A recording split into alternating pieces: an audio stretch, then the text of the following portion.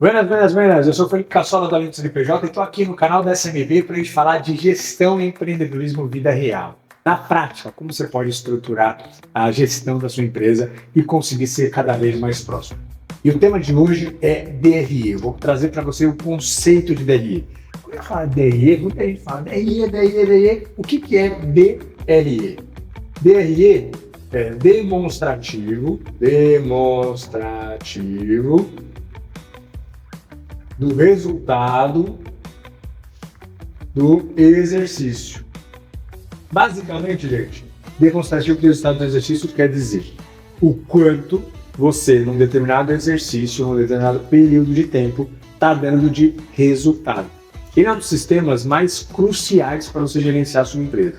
Eu, por 7 anos da minha vida empreendedora, trabalhei e, cara, trocava figurinha. Até tinha uma certa prosperidade, mas não ganhava dinheiro. A empresa crescia, as coisas aconteciam, todo mundo via e falava, não, o Felipão tá ganhando dinheiro. Mas não ganhava, não sobrava dinheiro. Eu não entendia por quê, o que estava acontecendo. Daí a gente começou a perceber que, quando eu descobri DRE, percebi que era isso que estava faltando.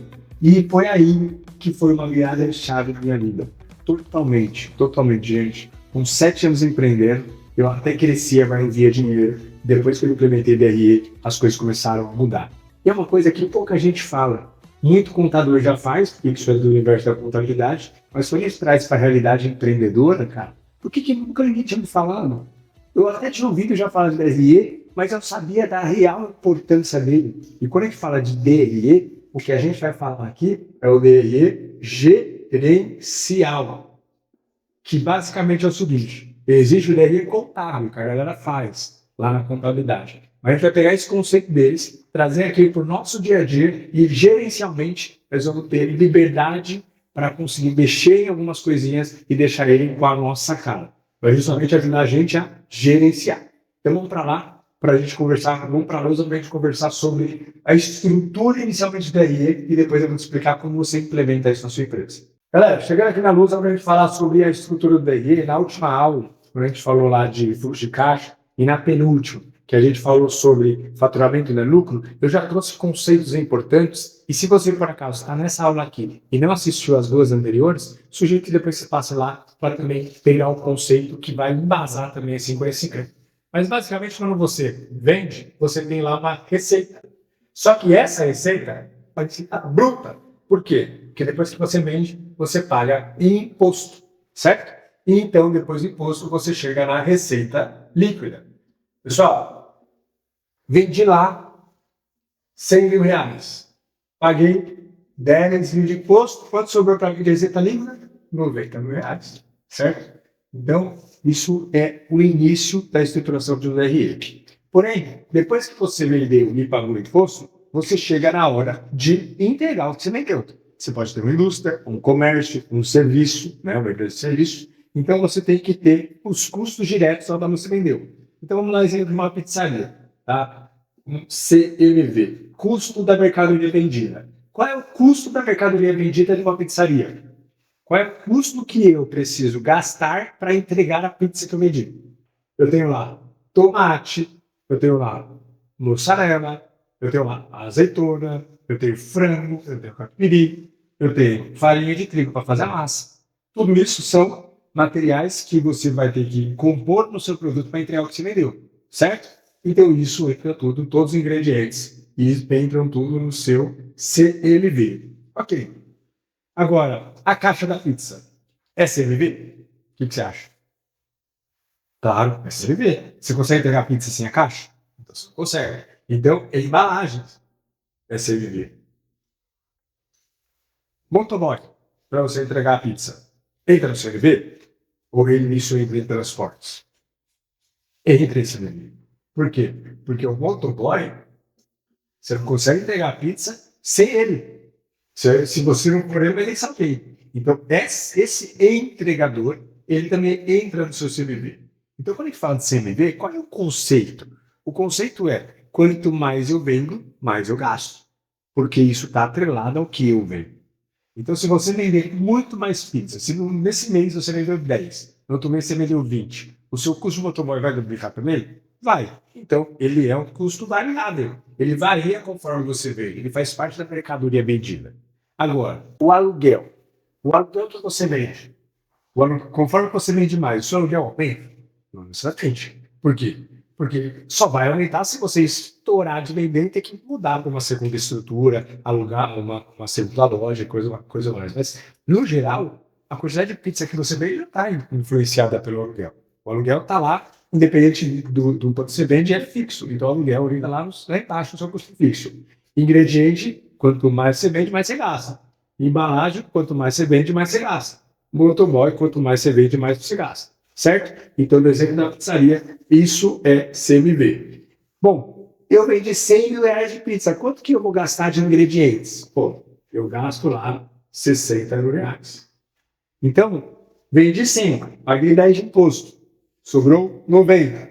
Paguei 60 de CMV, que são os custos diretos da minha operação. Quanto me sobrou? 30. O que é esse 30 mil, gente? Esse 30 mil é a minha margem de contribuição.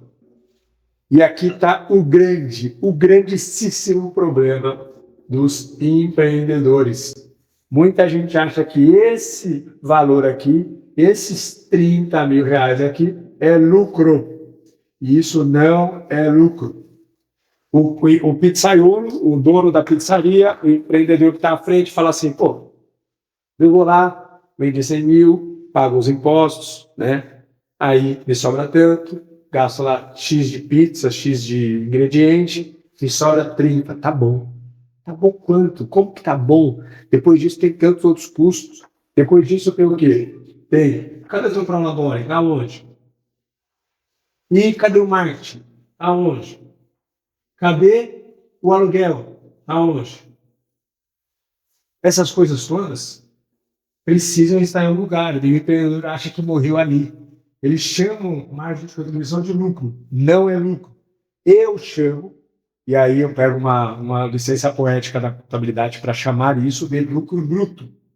Mas por que eu chamo isso de lucro bruto? Porque de fato é o lucro que a operação deu, mas depois disso ainda sem pagar os custos fixos. E é justamente aí que entra os custos fixos embaixo. Depois da sua margem de contribuição, você tem o quê? Custo fixo. E aí sim, imagina que você paga 10 mil de prolabore para você paga aluguel, você paga telefone, etc. E tudo isso custa para você 19 mil reais. Aí sim, gente, a sua margem de contribuição de 30 mil com 19 mil de custo fixo, soma então os seus 11 mil reais de lucro líquido. Por isso que esse aqui é o lucro bruto, mas ainda se paga custo fixo para sobrar o lucro líquido. Sabe qual é o nome que todo mundo chama esse lucro líquido de 11 mil? O tal EBITDA. Quando você ouve aí, qual é o seu EBITDA? Tal. É isso. É o quanto sobra na linha final da sua operação. Recapitulando. Receita bruta 100 mil. Vendi 100 mil, paguei 10 de imposto. Receita líquida 90. Tudo que eu gastei de variável, tudo que eu gastei de CMV para eu entregar a pizza que eu vendi foi 60 mil. Quando eu vendo 100 mil de pizza, eu gasto 60 mil de ingredientes. Pague, dos 90 de receita líquida, menos 60, sobrou 30 de lucro bruto, de margem de contribuição. Esses 30, ali o custo fixo de 19, sobrou 11 de lucro líquido, de EBITDA. E isso aqui, gente, que vocês estão vendo, é uma estrutura de DRE. Isso aqui, receita bruta, menos imposto, igual a receita líquida, menos CMV, igual a margem de contribuição, menos custo fixo, igual a EBITDA, é o DRE que todo mundo fala.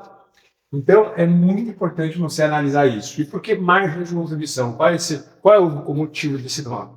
Porque depois que você vende, paga imposto e compra as coisas que você precisava para entregar o que você vendeu, sobra a margem de contribuição. Ela é um dinheiro que vai contribuir para o custo fixo. E aí depois, o que sobrar é lucro líquido, é EBITDA. E aí, gente, qual é o primeiro passo para você começar a estruturar isso na sua empresa? Agora eu vou falar da parte prática. Primeira coisa é ter um fluxo de caixa organizado. Com esse fluxo de caixa organizado, você vai precisar também ter um plano de contas. todo dinheiro que entra e todo dinheiro que sai vai ter que ter uma categoria. Então, se você quiser ter uma gestão muito bem organizadinha, uma pizzaria, por exemplo, você poderia colocar lá ingredientes, certo? Embalagens, motoboy. Cada coisa dessa vai lá dentro do seu CMV. E aí, todo final de mês, você pega tudo que você gastou, você exporta isso no sistema, coloca isso no Excel e categoriza. Quanto que eu gastei de ingrediente? Quanto que eu gastei de embalagem? Quanto que eu gastei de motoboy? Quanto que eu vendi? Quanto que eu paguei de custo? Né? Sabe uma coisa que entra aqui em CMV fazendo exercício? Taxa da maquininha. A taxa da maquininha tem que entrar no CMV, por quê? Se você passa a maquininha, esse dinheiro aumenta ou diminui conforme você vende mais? Ele não aumenta. Se você vender mais, você vai pagar mais taxa de maquininha. Se você vender menos, você paga menos. Então ele está atrelado ao seu produto. Então ele também entra no CMV, certo? Ele entra em outras coisas. Quando você coloca tudo isso organizadinho, você consegue saber mês a mês, fechando o mês. Terminei lá o mês de janeiro. Lá no quinto dia de fevereiro, você puxa esse relatório, pega tudo que entrou, tudo que saiu, já passou as devidas categorias, organiza nessa estrutura, e aí sim você começa a saber se você está dando lucro. Isso é essencial para a sobrevivência do seu negócio. Isso mudou a minha trajetória, isso trouxe conceito, isso trouxe profissionalização, isso trouxe gestão para mim. Porque conforme você vai analisando isso aqui mês a mês, você começa a entender, principalmente quando você tem um DRE de janeiro, um de fevereiro, um de março, um de abril, um de maio, um de junho, você começa a ter história. Você começa a falar assim, opa, não sou alguma coisa errada. Por quê? Pô, conforme eu ganho no serviço, normalmente eu gasto 6% de motoboy. Por exemplo, dá 6%. O que aconteceu esse mês que está dando 8,5%? Você começa a ter base comparativa no geral. Porque no dia a dia, você não vai ter o controle do que está acontecendo. Só que o DRI vai começar a te mostrar furos da sua operação. Para você ter ideia, analisando o DRI, eu já analisei desvio de alumínio na minha empresa. A gente trabalha com construção civil, alumínio é um material nobre e caro. E com o DRI, eu comecei a ver que tinha alguma tendência de aumento de alumínio no meu custo e a gente não conseguia explicar isso operacionalmente. Eu falava, por que o alumínio tem subido nos últimos 6 meses pouco a pouco? A gente tentava entender, não tinha uma explicação. O preço não estava subindo, o consumo não estava subindo, a venda não estava subindo proporcionalmente e o proporcional de custo de alumínio vinha subindo. Foi quando a gente falou, tem algum vazamento. Vamos começar a analisar. E aí o DRE gritou para mim um problema operacional. E o cliente foi ver, estava tendo desvio na minha empresa. E os funcionários foram demitidos e responsabilizados. Mas foi o DRE que me mostrou. Então isso é extremamente importante para você. Como que você então faz? Você vai voltar na aula anterior aqui no próprio canal da SMB, você vai assistir a aula de Futicaixa. Depois você vai voltar para o faturamento no e-book. Você vai pegar toda essa base, você vai pegar esse DRE aqui, vai começar a estruturar num caderno, pega o caderno e escreve lá, receita bruta, imposto, receita livre, CMV, mais contribuição, custo fixo e lucro líquido. Desenha mais ou menos, coloca do lado quanto mais ou menos você acha que é a sua empresa, cada um desses pontos, no caderninho inicialmente. E aí você já vai ter um fiel retrato sobre a sua percepção do negócio. E aí é a hora de você vir para a SBB, pegar o teu fluxo de caixa, começar a organizar a categorização. Se você não faz isso muito bem, você não usa todas as ferramentas que a SBB te entrega, e para organizar vai ter que voltar lá atrás e resolver, começa a partir de agora, a partir desse dia, a colocar tudo que entra e tudo que sai da sua categoria, para que depois de um ciclo de um mês, você consiga já ter informação para montar o seu primeiro DRE verdadeiro. E aí depois você pega esse DRE verdadeiro e compara com esse caderninho para ver se a sua percepção estava certa. E eu já posso te garantir, vai estar muito diferente. Que a percepção do empresário que gerencia a empresa assim, ó, no feeling, é totalmente diferente do empresário que gerencia a sua empresa com dados concretos. E aí sim, você vai começar a poder se chamar de empresário. Porque enquanto você não tem DRE, posso te afirmar que o que aconteceu comigo, a gente só está brincando de empreender. E quando a gente brinca de empreender, a gente não pode esperar resultados milagrosos e maravilhosos e prósperos, porque no final das contas a gente não está fazendo com o nosso papel, que é de ser um bom gestor à frente do negócio. Beleza? DRE muda vidas. Faça imediatamente o seu negócio e a gente em breve nós vamos ter aulas mais específicas. Eu quero começar a trazer um DRE prático, começando a dar exemplos de uma pizzaria, uma empresa de serviço, isso inclusive no computador. Outro ponto importante é, muitos sistemas, inclusive a SLB, já estruturam um DRE para você. Então, ao invés de precisar fazer isso com uma planilha de Excel, já comece a fazer o DRE no próprio sistema. Por que eu estou falando para fazer o caderninho, depois no Excel e tudo mais? Para você aprender o conceito. Porque não adianta você ter uma máquina na mão como um sistema SLB se você não sabe usar. Então, você precisa ter um conceito de gestão. Faça no caderninho, faça no Excel, aprenda a entender e ler uma DRE como gestor, como administrador, e depois use essa máquina, que é a SLB Store, para te ajudar nos próximos passos. É isso, tamo junto, nos vemos na próxima aula e sucesso!